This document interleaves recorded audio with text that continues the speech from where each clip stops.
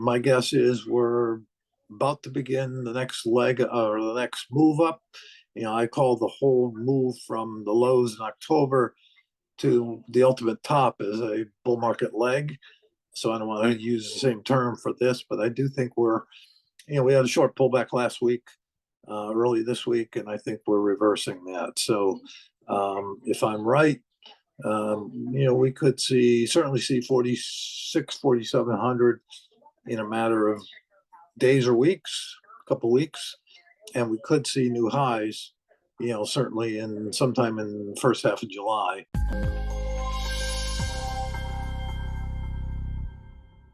On this episode of the WTFinance podcast, I have the pleasure of welcoming back David Hunter for a third time. And he doesn't need any introductions. He's been one of our most popular guests on the podcast. So, David, thanks so much for coming back on the podcast again. Yeah. Hi, Anthony. It's great to see you. Yeah, great to see you too. And I guess, you've been a well-known proponent of the market's experience a melt-up, where assets drastically accelerate to the upside. And I think there's been a lot of skepticism, around the internet. And as you were saying before, it's probably, it makes sense because it is a pretty crazy call, but it seems like markets are going in that direction. So I guess, are you still believing this? Do you think it sort of hit that peak? What are your thoughts on what's currently happened in the market, I guess, since the start of the year, and where you think it's going to move forward? Sure. Yeah. My forecast has not changed. And I think the market's starting to catch up with me. It's hard when you're as extremely contrary as I was. It's hard to see the validity of a call like that. And of course, investors are driven by the tape, as I say, or more momentum driven. So we've had the S&P's had a 900-point rally off the lows last October. The Nasdaq's up over 30% off the October lows. That tends to bring some people back to the bullish side. And you're seeing that, in the short run, the traders can get, too bullish too fast, and it has to pull back or correct. But from a longer term standpoint, I think there's still a lot of skepticism out there.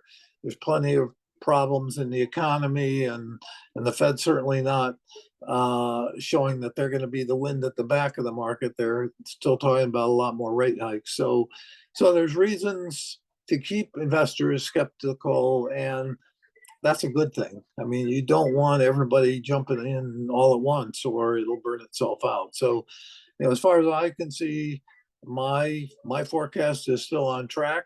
It's gonna, it may not happen as fast as I say, and it may have to play out over a little bit longer. But I'm very comfortable with my call of S&P to 6,000 or 7,000. Yeah, and I guess for people who haven't watched our last interview, can you maybe explain this call, and I guess what brought you to come to that thoughts? Sure. Yeah. So, in 2020, I was calling for a melt up back in March of 2020, when almost everybody was sure it was going a lot farther south. Obviously the pandemic was starting. We were shutting down the world economy. There was almost no reason to be bullish. And yet I was not only bullish, but calling for higher highs, above 4,000. And people thought I was nuts then. Obviously, the next year and a half, the next 21 months, the S&P went from 2,200 to 4,800. So we had a melt up. I had talked about a melt up back in March 2020. We had a melt up late 2020. Market was ahead of itself, and I said we're due for a consolidation, due for a correction. It corrected back in the first half of 2022. And we had the invasion of Ukraine by Russia. We had inflation breakout much higher than anybody was anticipating, or most people were anticipating, certainly higher than the Fed was anticipating. And the Fed had to get religion, and they certainly over the next many months did, and rose. You saw rates rise 500 basis points in just a matter of months. That all kind of hit people hard, and they started seeing the bearishness really come in. I was early, back last spring, saying I think there's not that much more to go. We did actually bottom in June. We had a big rally from the bottom in June through July into early August. Powell talked it back down and it got hit hard, went to a lower low in October. And that was where I was pretty sure we saw, although a lot of people say we haven't seen capitulation, we certainly saw almost unanimous bearishness. Everybody was calling for 3,000, 3,200. The market got just below 3,500 and reversed that same day. In fact, it was a CPI release day, I think. And, we got a bad CPI print, and it was down sharply the first hour and reversed and regained all its losses in the next couple hours and kept going. So I was pretty sure that was an important reversal and called it such and said we're looking at a bear market bottom here. And I've been bullish ever since with some pullbacks along the way. And like I said, we're up 900 points or thereabouts. My guess is we're about to begin the next leg or the next move up. I call the whole move from the lows in October to the ultimate top as a bull market leg.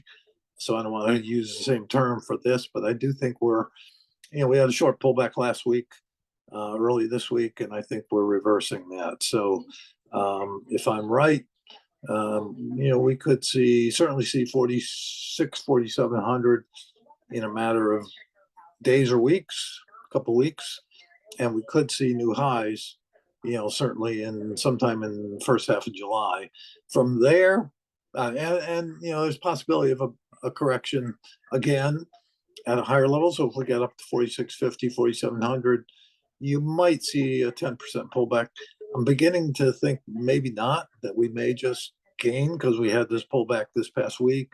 We may just kind of have a short little pause and then push on to new highs. And then the $1 million question is, how fast do we go into what I am calling a melt up, where it just feeds on itself, the momentum feeds on itself. You get FOMO, you get all those people that are positioned bearishly, and there's still a lot of institutions that are cautious here because of the valuations and because of the economy. If they see this thing at new highs, they're not going to be able to withstand it and stay bearish. They're going to have to get more offensively positioned.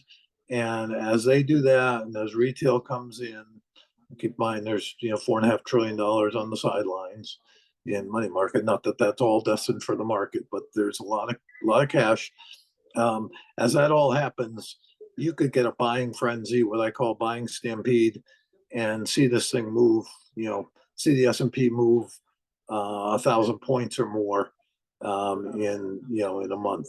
So don't know it's going to play out exactly like that. It may take more time, a little more gradually, and steepen from there. But at some point, I do expect we're moving towards a secular top.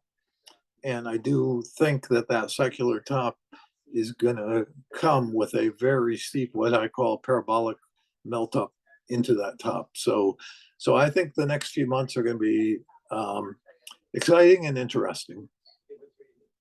Yeah, it definitely sounds like that. And thanks for explaining it. So I think what you're mentioning it's a really good point, and it's something that we've seen this past 6 months, where a lot of these big funds were positioned defensively, and then the stock started to push up, and they waited, and they pushed up more, and they waited, and it just got to the point where they couldn't wait any further. And that's sort of why we've seen this big push. So it sounds like you're thinking that it's just going to get to the point where all that money that's defensive just can't hold on for any longer, or they're going to have to push into the market, and that's where we see that melt up.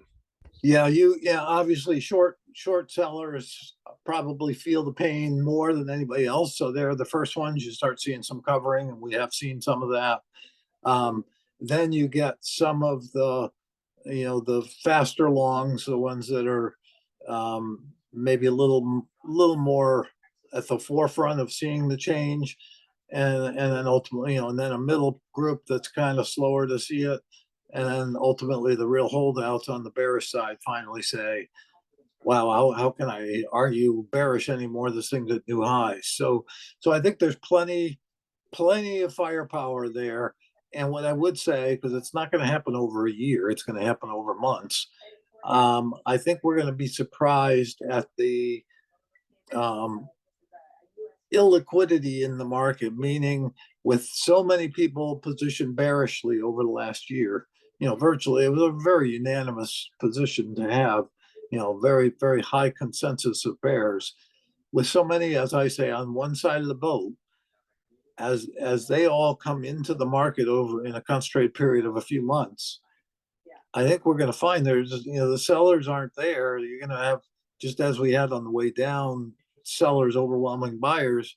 You're going to have all these buyers with not the same amount of sellers on your side. And I realize every trade is a buy and a sell, but what that does is it pushes prices up to attract sellers, and I think you can get a very illiquid buying stampede type of market, and that's how you get the move where it seems crazy to talk about 4,400 to 6 or 7,000 in less than 6 months, perhaps even in 3 months.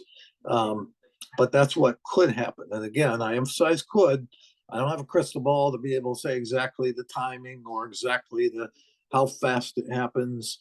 But I think the setup is there for a very steep rally.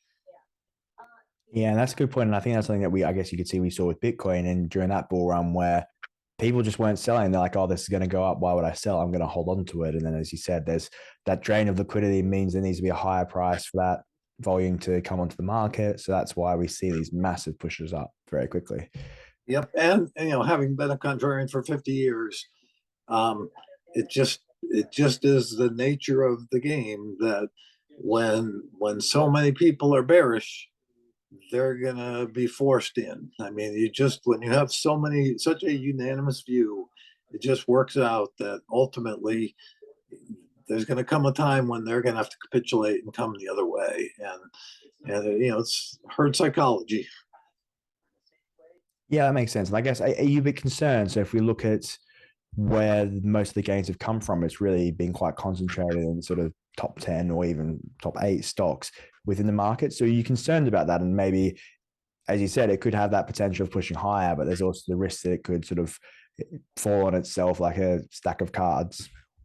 Yeah, I've been pretty. I've fought that whole narrative for a while, because yes, there's been 7 or 8 tech stocks, as we know, that have really led it, with Nvidia at the top of the list. However, if you look below the surface, I saw a lot of groups and a lot of stocks that were positioned for higher. So, and for example, the industrials, XLI, the ETF for industrials is not very hard, not very far off its highs. I think people would be surprised to see how many groups there are that have actually performed extremely well in the last 6 months.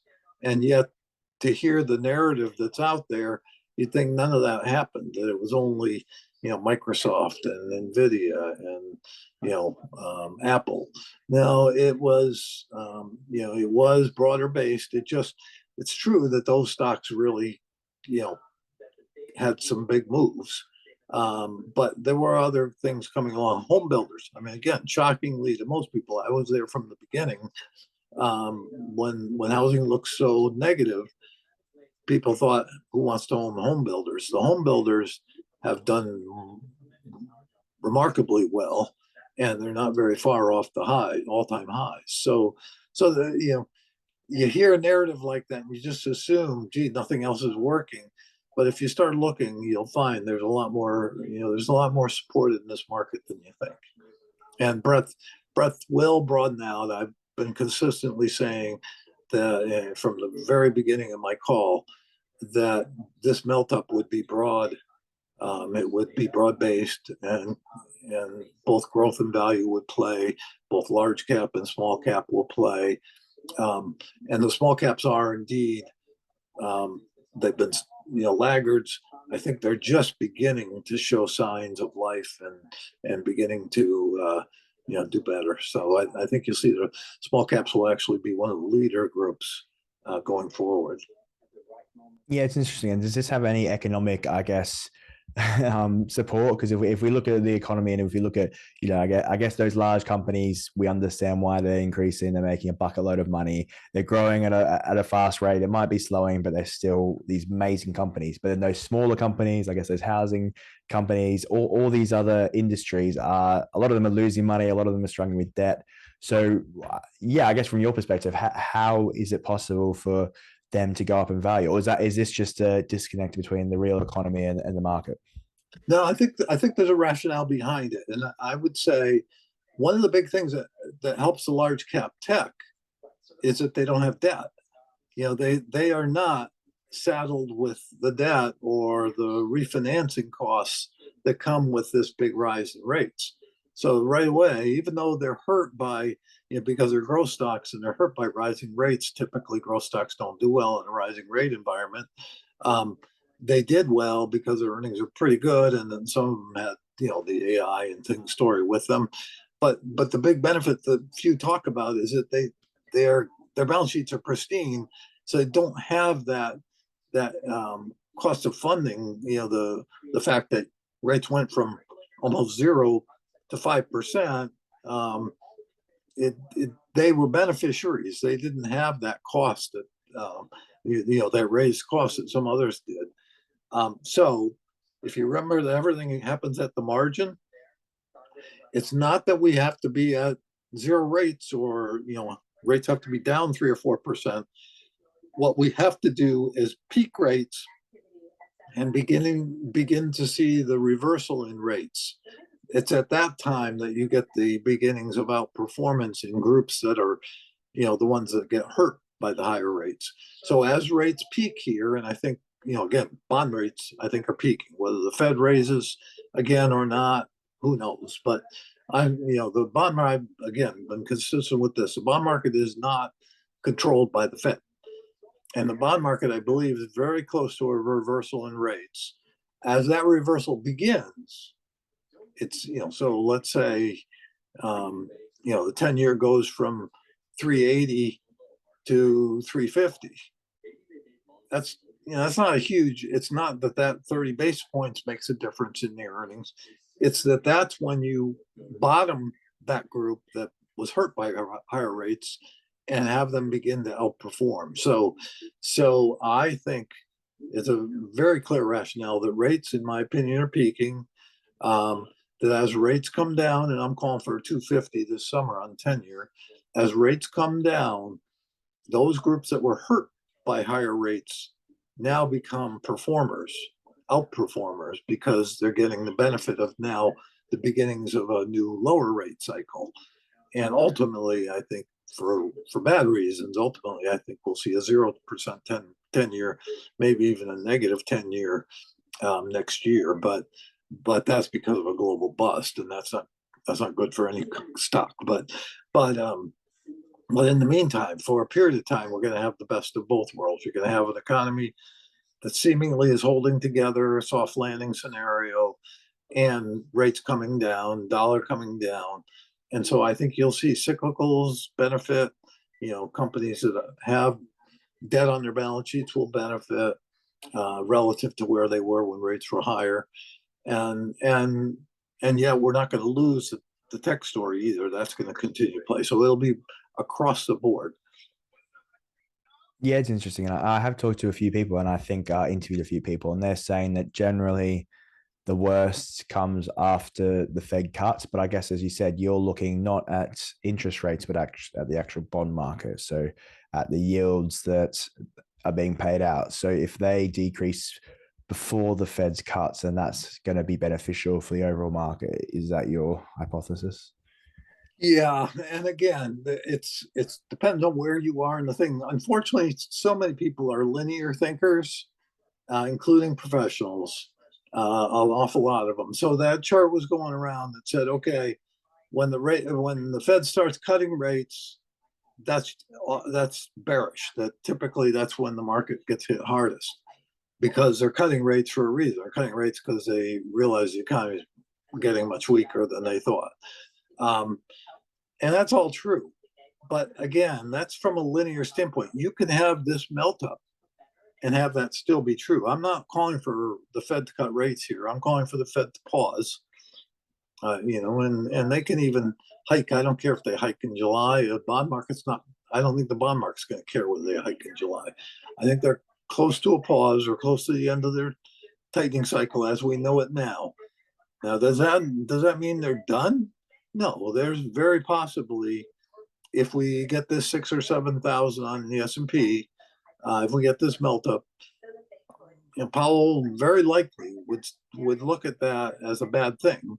He's been very clear that he wants the market down. He's bought into Bill Dudley's thesis that you have to get the market down to get inflation down. To tighten financial conditions and get inflation down. So I would not be surprised at all. In fact, I'd expect that if we get 6,000 plus on the S&P, Powell's going to be back saying, I got to hike rates more.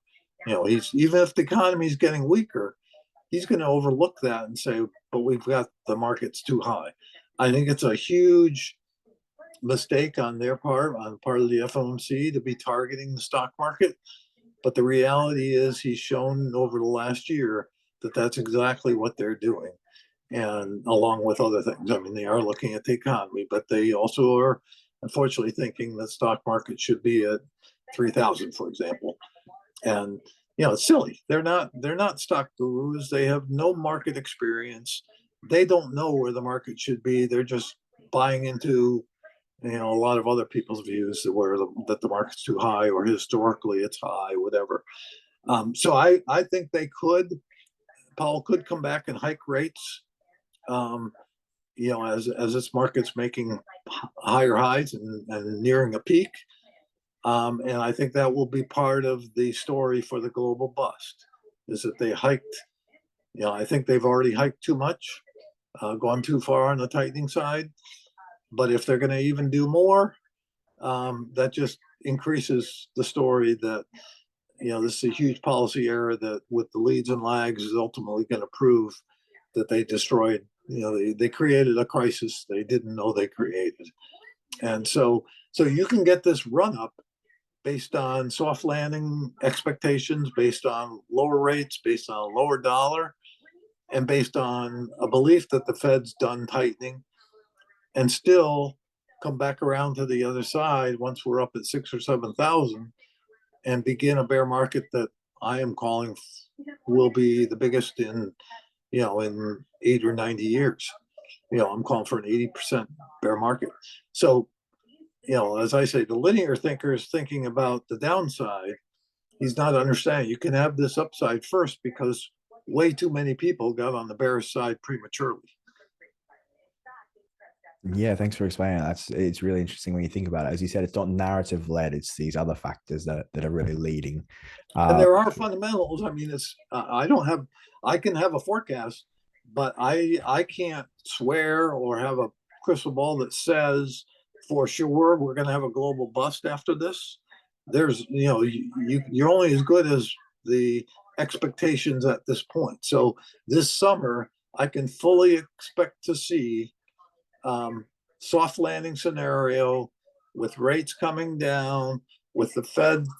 It's kind of the best of both worlds. The Fed's saying, hey, inflation numbers coming down. The Fed's saying, okay, we're pausing. We don't know if we're done, but we're certainly thinking we've done enough for now. And the market can run with that. And that still doesn't rule out that next year could be awful. Yeah, it's fascinating to think. So you've mentioned a few industries that you think and sectors that you think are really going to benefit from this, or that are already benefiting from this. I guess housing, tech. You've also mentioned that cyclicals could benefit. So are those the key things or areas where you think this width and breadth is going to occur, or what other sectors do you think will benefit? Yeah, I see a lot of upside in things like steel, airlines, copper producers, obviously the precious metal miners, the home builders continue. Semiconductors still look like they've got a lot of upside ahead. I had called SMH for this cycle. I thought 400 was going to be the high. They split 2 for 1 this spring, so that would be 200 on it. I think it's somewhere around 150 now. I now believe you're probably looking at, I've raised my target to 250, and I wouldn't be surprised if we saw 300, which means my 400 number becomes, if you use the old pre-split, becomes 500 on my raised target. And I'm saying you might even see 600 or 300 post-split. So that just shows you the power of what I think is ahead. And yet people would laugh at that because they think we're heading into a recession, and that semis are obviously very sensitive to the economy. Um, Steel's very sensitive to the economy, and yet what I see looks like there's quite a bit of upside. Copper, I'm calling for $6 copper before we get to the bust. That seems crazy when you're at 350 or 375 copper, wherever we are. Um, but I think there's room here for some surprising moves. Um, and then, like autos will probably come along, even though I think they're going to get hit hard in next year's bust. They may have some pent up demand here and see some strength. This cycle's been thrown off by the pandemic. You had all those supply side issues, so that inventories weren't there. So when the demand was there, they couldn't satisfy it. So some of that demand hasn't gone away. So as the inventory situation gets straightened out, you may have some strength here you wouldn't normally have. Same thing with consumer balance sheets. Normally, if we hadn't had the pandemic, you're seeing signs of stress in the consumer. Obviously, confidence is up today, but it's been very weak for a while, and savings rate came down a lot. But because of the pandemic, there was a lot of money shoveled out to consumers, and some of that's been eaten up, of course. But there's still money sloshing around because the government went crazy during the pandemic. We had 5 trillion in new money printed by the Fed. We had trillions in handouts from the government. So some of that's gone, but there's still enough there that in other cycles you'd already be in recession. In this cycle, you're not, because you got those things to burn through yet, and that just extends the cycle a little bit longer, I think.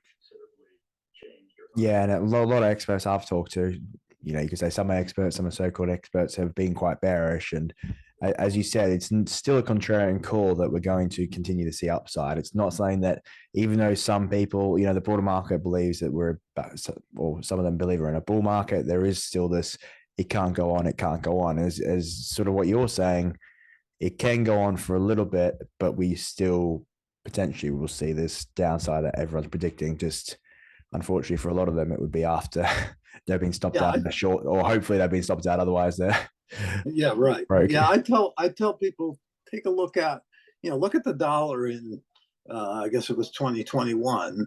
Look at Tesla back in its pre-pandemic. Look at a lot of things. When you get that vertical final move, it's not based on rational thinking. It's based on emotions. So and it's based on people feeling that they missed out and they got to get in. So you can get a real push that covers a lot of ground in a short time. And again, what I'm describing as a melt up is we're going to get returns. If I'm right, we're going to get returns that you would normally see over a 3 or 4 year time horizon occurring over 3 to 6 month time horizon, and it's just not something you see very often. We saw it in the Nasdaq in 1999, 2000. We saw it in the Nifty 50 back in 1973. We saw it in 1929, pre the crash. But it's not something we see very often. So people are not really attuned to it. They kind of think it sounds ridiculous, and it is. It's an unusual period. It's not necessarily based on rationale. There is a rational argument for why it happens, but it's also mostly based on emotions and positioning. When people are positioned wrong and they got to get positioned the other way, and they're all doing it at once, price has to give. Yeah, it's so true. So, David, thank you so much for coming on for a third time. I really appreciate it. Really looking forward to the fourth time now, and we'll see what's happening in the markets then. But I guess my last question is, what is one message you'd like people to take away from our conversation? Sure. Yeah, I would just reemphasize that this is going to be short and fast, if I'm right. And so, and it will be very emotional. It'll be very easy to get caught up in. And the way sentiment works, it's just so predictable. It's happened cycle after cycle after cycle, bull and bear, is that um, people get most bullish at tops and most bearish at bottoms. So they were very bearish last October at the bottom. They're going to be predictably very bullish at the top. Now they can look today and say, I'm not going to get caught in that. I can see now there's trouble ahead. When you get up there, there's going to be a rationale. It's going to be hard to refute. There's going to be, let's say we're at 6,500. There's going to be all kinds of people out there telling you why this thing has legs and why it can go to 8, 9, 10,000, and that it might happen over several years. So you're gonna have a hard time being a bear at the top, just like it was hard to be a bull last October, and even harder to be a bull in March of 2020. So try for investors, retail investors, try to reverse that, or at least be aware of how emotions play on your view of markets, because that'll serve you well. You're not going to want to ride down the other side of the mountain, and that's going to happen to a lot of people, obviously. Other than that, I just say, it plays out when it plays out. I give my general sense of timing, but my forecast is really about melt up into a bust. So don't worry about, is it this month, is it next month, is it the month after, or does it take 6 months or 3 months? It's just a very unusual period of time with a very unusual move coming. As I say, let it play out. Great message, so David. Thanks again. I really appreciate it. So, would the best place to find you be on Twitter? I know that's sort of where most of your followers are. Yeah, I'm on Twitter most every day, and people can find me there at David H. Contrarian. Um, and I will reply to people if they ask questions, or as long as they don't make too nasty a comment, I will even respond to that. But I'm pretty easy to find there. I just caution people, there are people using my profile with a name similar to look like Dave H. Contrarian, but they'll change a letter or whatever. Just make sure you're on the right site. Make sure you're following me. I've got 190 plus thousand followers. That's how you can identify me versus these fake accounts that typically don't have very many followers. Maybe 1,000 or less.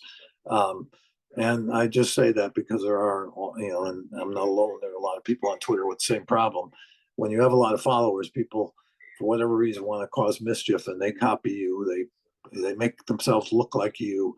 Sometimes they're trying to get money from you. Other times they're just being nuisance. But it's kind of buyer beware on Twitter, because Twitter's not doing much about it. You think they'd want to get rid of those kind of situations, but they don't. It's not easy to get rid of. So yeah, you can find me there. I write a quarterly letter.